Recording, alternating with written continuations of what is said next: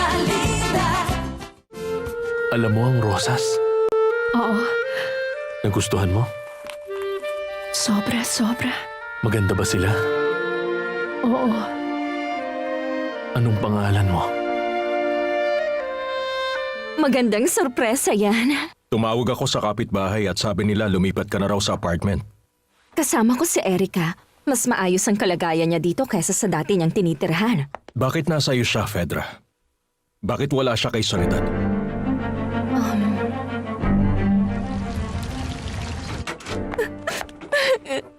ay umiiyak ka na naman ba?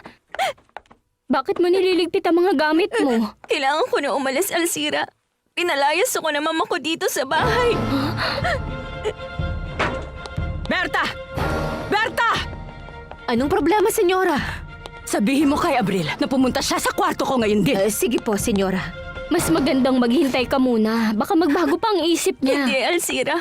Hindi niya ako mapapatawa dahil sinabi ko kay Beto na siyang mama ko. Pinapatawag ka ni Senyora Valeria sa kwarto niya ngayon din. Galit na galit siya. Tignan natin. Ako si Alex. Ikaw? Ako? Oo, anong pangalan mo? Hindi ko alam. Huwag, ayoko. Akala mo kukunin ko siya? Ayoko. Hindi, sa'yo lang siya. Talaga? Sa akin lang siya. Sa'yo lang. Gusto mo kunan ko kayo ng litrato? Mahimbing ang tulog niya. Kung ganun, sa ibang araw na lang.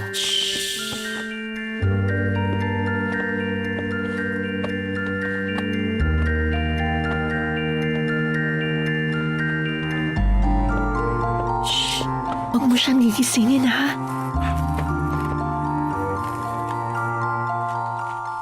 Mga rosas.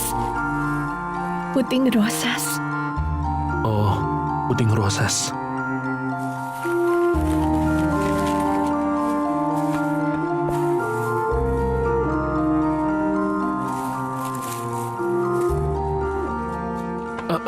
Teka. O, ito.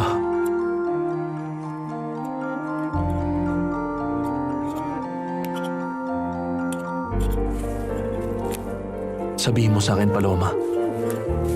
Dati ka bang florist?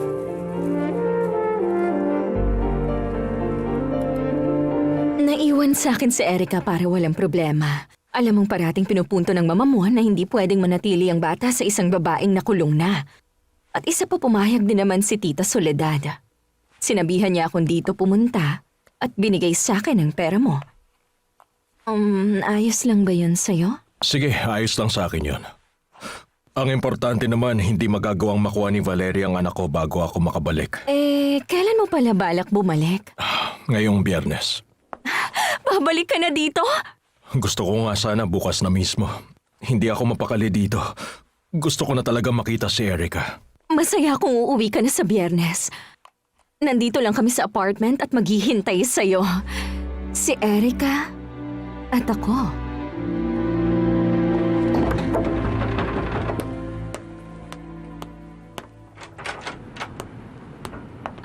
Anibal, ikaw pala. Ayos ka lang? May sakit ka ba? Wala. Sadyang Bakit? Sabihin mo sa akin. nakipaghiwalay si Fedra.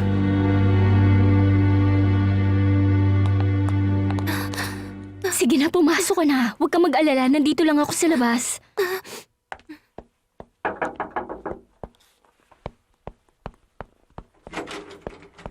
Hindi ka talaga nag-iisip. Bakit mo sinabi sa hampaslupang lalaki na iyon na ako ang totoo mong ina? Ano kasi? Yung... Pagsisisihan mo ang ginawa mong babae ka!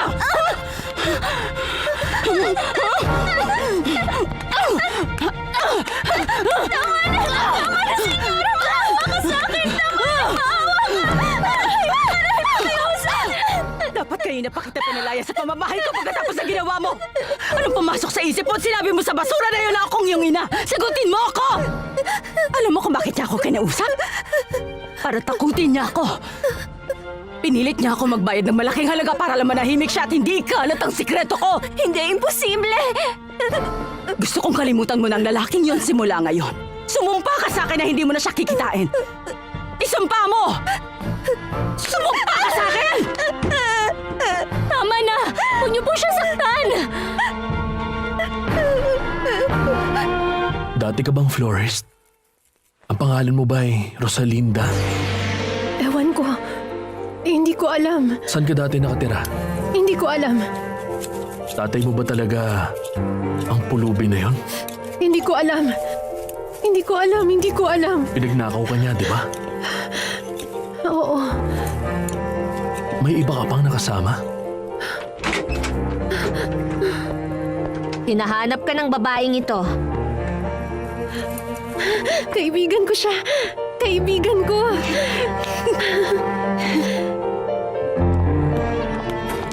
Bigla niyang naisip na hindi na niya ako mahal.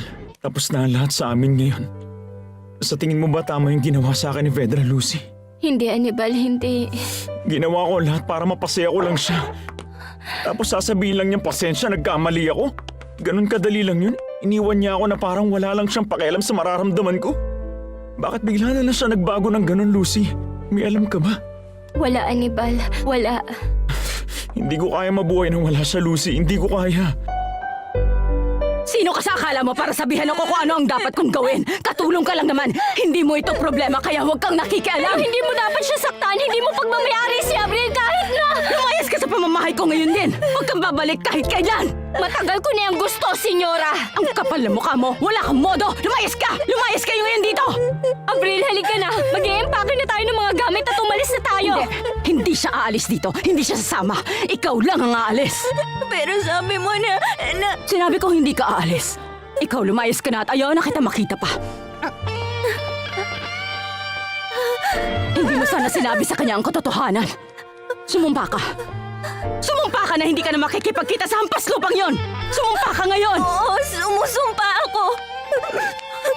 Ngayon ko mas pinagsisisihan ang araw na isinilang kita dito sa mundo. Huwag mong sabihin niya nakikiusap ako. Lumabas ka. Sabi ko lumabas ka ngayon din.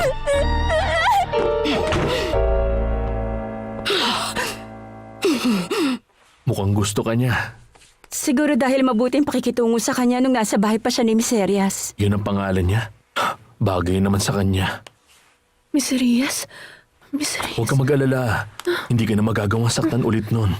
Hindi ko maintindihan kung bakit nagawa ng ama na utusan ng anak niya na magnakaw. Hindi maayos ang kalagayan niya. Ha, Ama? Ama Nino? Sinabi sa akin nung Miserias na siya raw ang ama niya. Ha? Nagbibiro ka yata. Hindi naman siya ang ama niya. Anong sabi mo? Wala siyang kaugnayan sa kanya. Nakita niya lang si Paloma sa kalye na walang maalala kung sino talaga siya.